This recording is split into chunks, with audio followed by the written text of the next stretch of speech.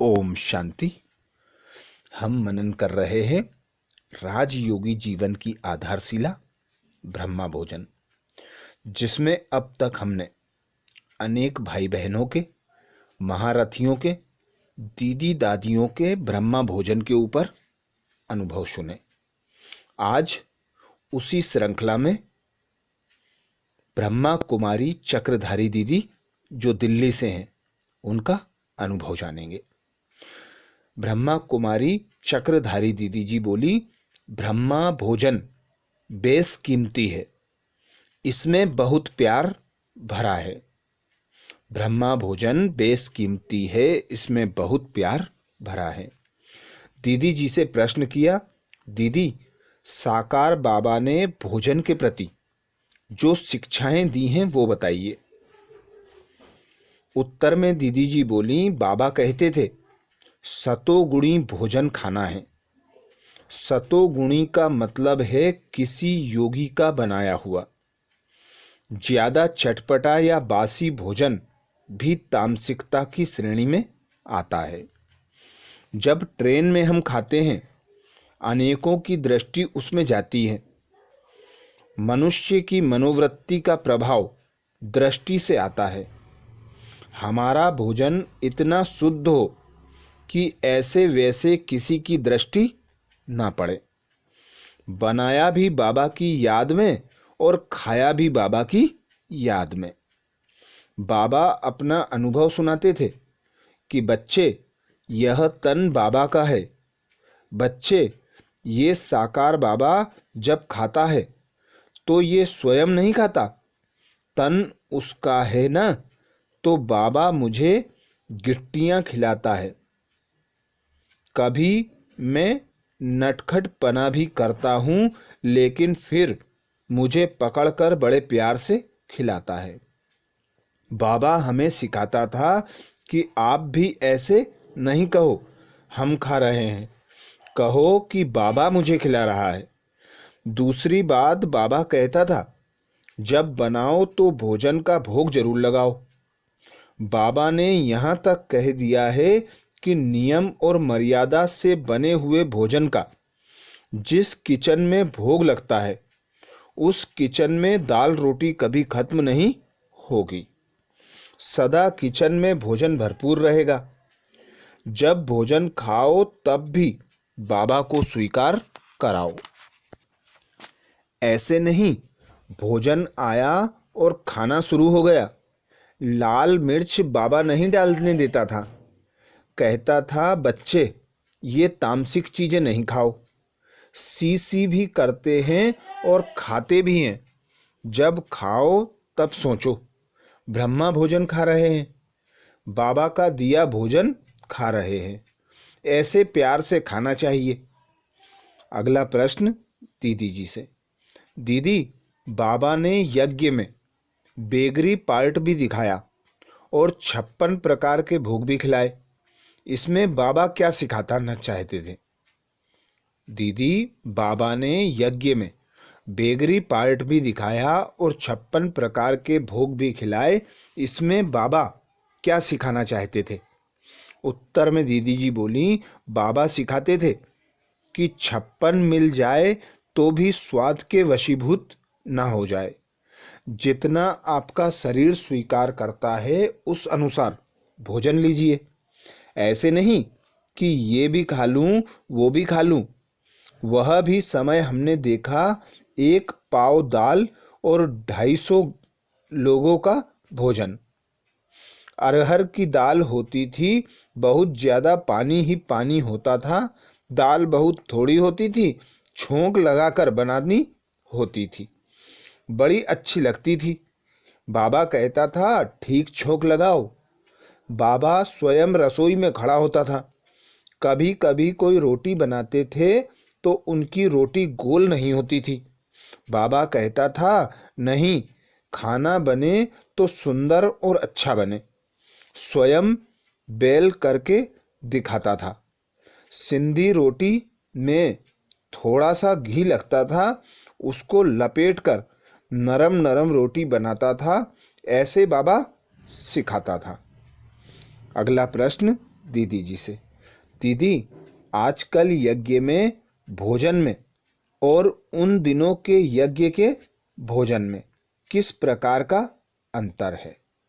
उत्तर में दीदी बोली, अंतर की कोई बात नहीं है। एक समय था कि यज्ञ के वत्स ही भोजन बनाते थे, फिर धीरे धीरे पार्टियां ज्यादा आने लगीं। कोई कानपुर से आए, कोई पंजाब से आए, कोई दिल्ली से आए, तो टर्न होता था कि आज भोजन की सेवा दिल्ली जोन की है, फिर पंजाब जोन की है, फिर पटना जोन की है। ऐसे टर्न होती थी। लेकिन बाबा खड़े होकर देखते थे, क्या बनाना है वह भी बाबा की आज्ञा होती थी। मम्मा भी बताती थी क्या बनाना है। बाबा आकर देखते थे, मम्मा आकर देखती थी। जब कोई भी सब्जी बनती थी तो बाबा ने बनाने वाले को आज्ञा दी हुई थी कि बाबा को भोग लगने से पूर्व और बच्चों को परोसने से पूर्व थोड़ा सा चख कर देख लेना चाहिए, ताकि खाते समय किसी को ये ना आए कि भोजन ऐसा है वैसा है। खाते समय ऐसा लगे कि हम भगवान का भोग खा रहे हैं। सब चीज़ें उचित मात्रा में होनी चाहिए। अब 20, 22, 25 हजार का खाना बनता है तो वैरायटी हाथ तो लगेंगे ना। हजारों का खाना बनने में थोड़ा रस स्वाद में फर्क आ ही जाता है। उस समय खाने में बड़ी रसना आती थी, जैसे बहुत स्वादिष्ट है। भले सादा होता था, लेकिन बाबा के प्यार में याद में बहुत अच्छा लगता था। उस समय के भोजन में और आज के भोजन में यही अंतर है। उस समय मुझे तो कभी कभी ऐसा होता था कि सुबह खाया, कब श्याम आई, फिर भोजन खाएंगे। ऐसे बहुत से श्याम का इंतजार रहता था। किसी सेंटर पर भी चले गए तब भी मुझे होता था कब श्याम आए, दोबारा भोजन मिले। बहुत प्यारा लगता था। अभी भी अच्छा लगता है। प्रश्न किया, दीदी जी बाबा का भोजन कैसा होता था। उत्तर में दीदी बोली, बाबा का भोजन सिंपल होता था। मान लीजिए बाबा सुबह दूध लेते तो दूध में केसर डाल देते थे। बाबा थोड़ी सी चाय लेते थे, लेकिन ज़्यादा काली वाली नहीं, अच्छे दूध वाली चाय लेते थे। खाना तो हमने बाबा के साथ कई बार खाया। बाबा को पतली पतली फूली फूली रोटी होती थी। छोटी रोटी होती थी, बिल्कुल छोटी भी नहीं, ठीक होती थी।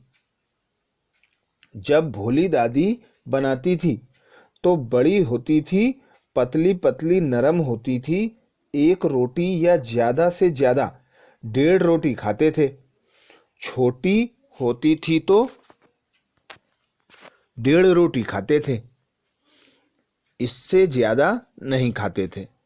मान लीजिए परवल बने तो परवल सूखा ही बना, परवल भरवा भी बना, परवल रसे वाला भी बना, परवल छिलके वाला भी बना। ये 4 प्रकार की सब्जियां हो गई। है एक ही परवल, लेकिन उसकी वैरायटी हो गई। बाबा वह थोड़ी वैरायटी लेता था।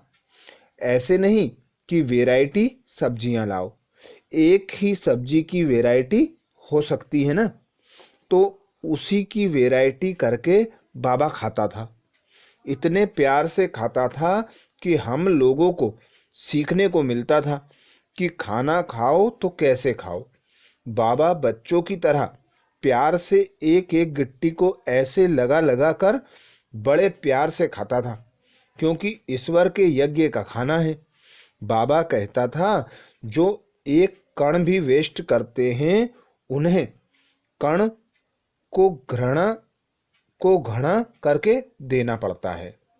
जो एक भी कण वेस्ट करते हैं उन्हें कण का घृणा देना पड़ता है। बाबा के बच्चों ने दिल से ईश्वर के यज्ञ में डाला है और ईश्वर ने इतना करके दिया है, तो यह बेशकीमती भोजन है। इसमें प्यार भी भरा है। बाबा की खुराक ज़्यादा नहीं थी। बाबा 11 बजे नाश्ता लेते थे, जैसे कोकी और पनीर। कभी पकवान और दाल ले लिया, या कभी छोटी छोटी पूरी और जीरे वाले आलू ले लिए। ऐसे बाबा के नाश्ते की चीज़ें होती थी। बहुत हल्का नाश्ता होता था। पकवान है तो एक पकवान या 1.5 पकवान ले लिया। दोपहर के भोजन में कभी दाल हो गई, सूखी सब्जी हो गई, चावल थोड़ा सा, बस यही होता था। और दिन में फल ले लेते थे। साकार बाबा जब खाते थे तो शिव बाबा को भोग लगाते थे। उन्हें फल थोड़ा बड़ा बड़ा पसंद आता था। बाबा कहता था, बेहद का बाबा है ना, तो बेहद के बाप को भोग लगाऊंगा तो बेहद की चीज़ें चाहिए। फल बड़ा बड़ा होता था और कटा हुआ बहुत साफ सुथरा होता था। हर कोई बाबा का फल नहीं काट सकता था। निश्चित निश्चित होता था, वह ही काटता था। बाबा का जो खाना बनाती थी उसको बाबा याद दिलाता था, बच्ची बाबा की याद में खाना बनाओ। कभी कभी हमें बता देता था कि छोटी ब्राह्मणी को कभी कभी थोड़ा गुस्सा आ जाता है। मैं उसका चेहरा देखता हूँ, आज गुस्सा है, तो मैं कहता हूँ, बच्ची आज मैं आलू बनाऊंगा। बच्ची मैं इतने अच्छे आलू बनाता हूँ, इतने अच्छे आलू बना के बाबा को खिलाता हूँ।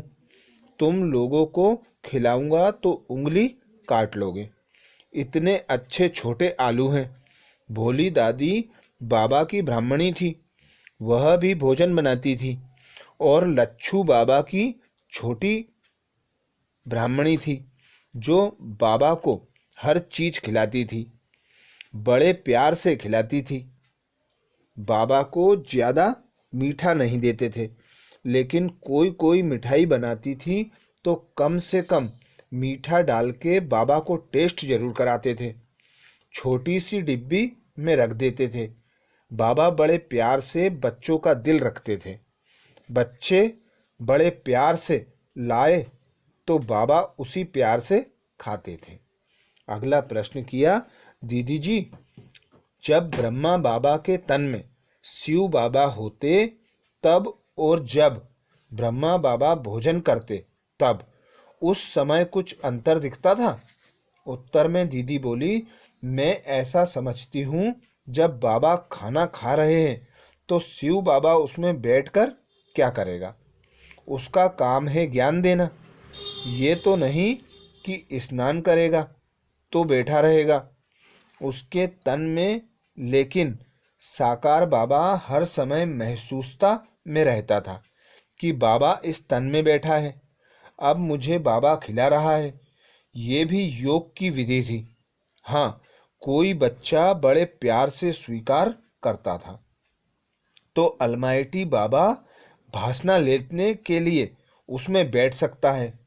बाकी ब्रह्मा बाबा खाना खाए तो बैठा रहे, पानी पिए तो बैठा रहे, ऐसी बात नहीं है। साकार बाबा का अपना अस्तित्व होता था, तो बाबा की याद में रहकर खाता भी था। अपना जो शरीर का कार्य है वो सब करता था। हर समय वह अलमाइटी नहीं बैठा रहता था।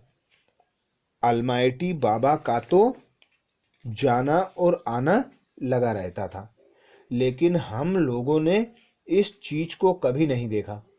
अभी अलमाइटी बाबा आया, अभी गया, नहीं। हमको तो हर क्षण ऐसा ही एहसास होता था, बाबा सामने है।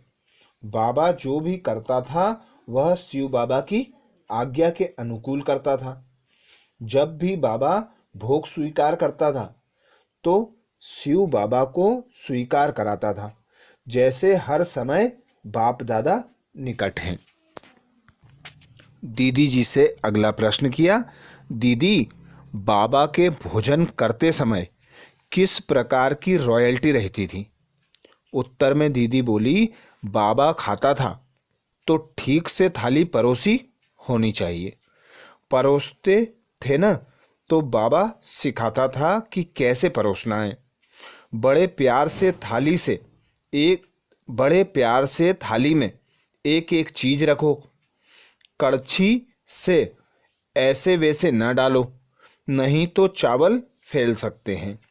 सब्जी भी ठीक से पड़ी हुई हो, थाली साफ सुथरी लगे। रोटी भी साफ सुथरी हो, नरम नरम रोटी हो। थाली में इधर पानी उधर पानी, घी जा रहा है ऐसा नहीं। ना तो खाता था, ना बाबा किसी को ऐसा खिलाता था।